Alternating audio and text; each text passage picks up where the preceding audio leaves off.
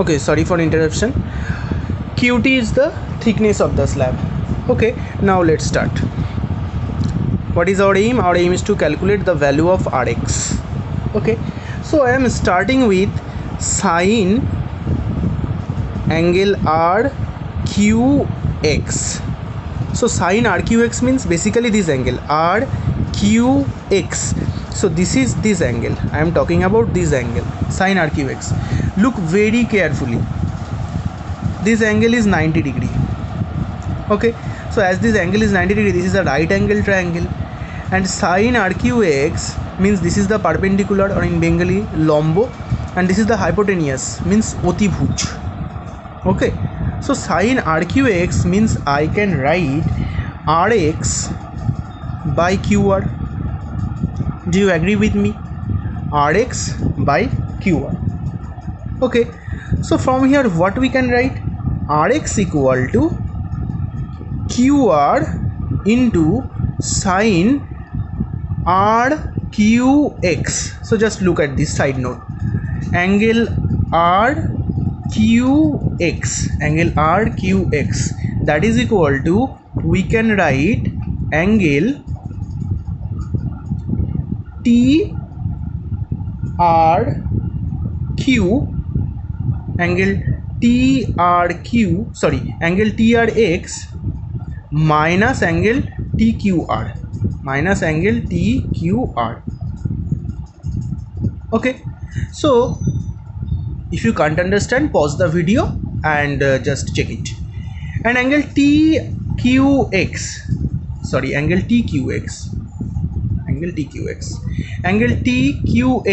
that is equal to basically angle PQ, and let's say this is N, angle PQN. So basically this is angle I, so TQX equal to angle I, and TQR, that is equal to angle R1, I1 minus R1. So instead of angle RQX, I can write I1 minus R1. Okay, now from triangle TQR, okay, what I am writing from triangle TQR, I can write cos R1. Just look at this, cos R1 means this angle, that is equal to cos R1 means base by hypotenuse, bhumi by otibhuj. Okay, as this is the angle, then of course this is the base or bhumi, and this is the hypotenuse or otibhuj. Okay, so cos R1, that is equal to, I can write QT by QR, and QT equal to, I have already taken T, the thickness of the slab, and leave QR as it is. Okay, so QR equal to, now we can write QR equal to T by cos R1.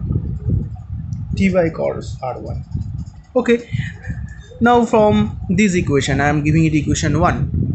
So in equation 1, I am putting the value of QR.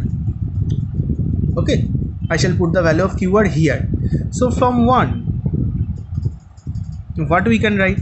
From 1, we can write Rx equal to, instead of QR, I shall write this, T by cos R1 into sine, as it is, this is I1 minus R1. Okay, so this is equation 2, and this is very much important. Why, I shall tell you later. Okay, now just look at this, what I am doing.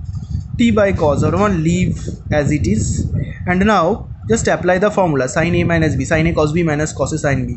So sin A cos B minus cos A sin B. Okay, so just take it just under it. So cos R1 will cancel, that's mean T by sin I1 minus cos R1, and cos here, this is here, so I am writing is as cos I1 sin R1 by cos R1. Is it okay? I'm just taking the cos R1 inside the bracket. Okay, so now let's do it here. I just told you a little bit lengthy equation. Okay, now look at this. From the first medium, if we take mu1 equal to 1 as this is air, and I am taking mu2 equal to mu as this is a single medium, so from here I can write mu equal to sin I1 by sin R1, sin I1 by sin R1. Is it clear? If not clear, then pause the video and have a look. And from here I shall calculate the value of sin R1. Okay, so sin R1 equal to what we can write, sin I1 by mu, sin I1 by mu. Okay, and from here I can calculate the value of cos R1.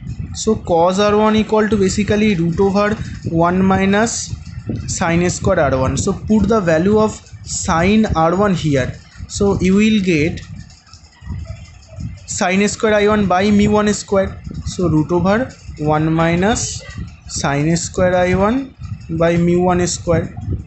So if I just jump 1 or 2 steps, you will find root over mu1 square minus sin square R1, okay, divided by mu. Now just put the value of cos R1 and sin R1 here. Okay, taking sin R1 here and cos R1 here. Okay, so from here you will find this. Just I am doing some step jumps. Okay, you will find it here. T sin I1 in bracket 1 minus cos I1 by root over mu square minus sin square I1. The equation is available in book. I am just doing some step jumps. So this is the value of Rx. Actually this is the value of Rx.